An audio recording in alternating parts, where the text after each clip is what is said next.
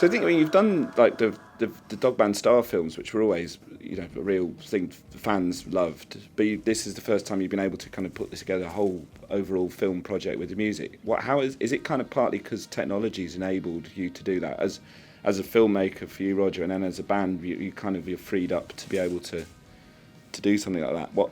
What's allowed it on a very practical level? Well, I think speaking for us, we haven't really wanted to do it before. There was something about this record that when we kind of listened back to it and we're talking about videos and stuff like that, we'd spent so much time trying to make it this 47-minute piece that flowed and everything was kind of like related to each other. And then it's like, right, now we have to chop it up and get singles out of it, and we need a nice kind of like big spangly video. And it was like, that's kind of exactly what we were trying not to do. So I think for us it was more the idea. It was kind of like, if we do a film, it kind of reinforces the idea of what this record is. But I think also, I mean, it's kind of like, it is true that technology has changed it. I was surprised at how filmic it was. I mean, it looks like a film, and we didn't give Roger any money. You know what I mean? A couple of quid from down the back of the sofa, and it looks like a feature film. It doesn't look like a video. Yeah, you're right. I mean, to do this 10 or 15 years ago or 20 years ago would have been, £400,000 or £500,000 budget. Just there's no way you could have done it for less, really. So yeah, the technology has definitely helped with things like that. Were you always planning to do the follow-up to Bloodsports as this sort of all-in-one piece? Was that something that you all talked about as Suede beforehand? What was the thinking behind it? Originally, it was planned. It wasn't supposed to be a kind of a seamless thing, but we did definitely have a conversation where we were talking about making a much more kind of expansive, bigger. We knew it was going to be very different. Yeah, it wasn't. The one thing we were worried about was Bloodsports Part 2.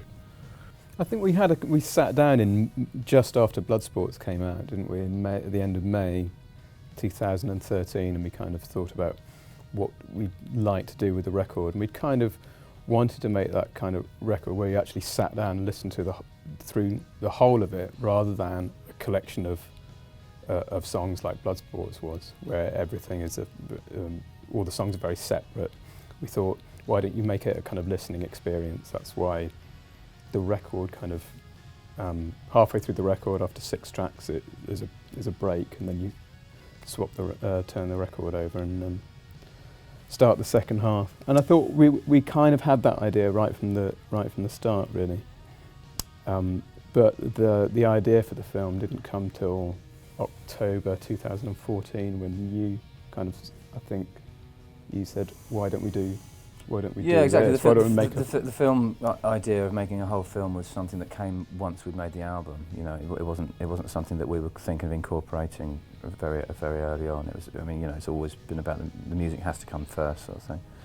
And we just, when we're talking about making videos for the album, it suddenly just dawned on us, well, instead of making a few videos, a few singles, why not make a film to cover the whole thing? And we just thought, well, no one's done that before, or we weren't aware of anyone having done that, and then it suddenly occurred to us there's probably a reason why no one's ever done that before. No one's ever done it.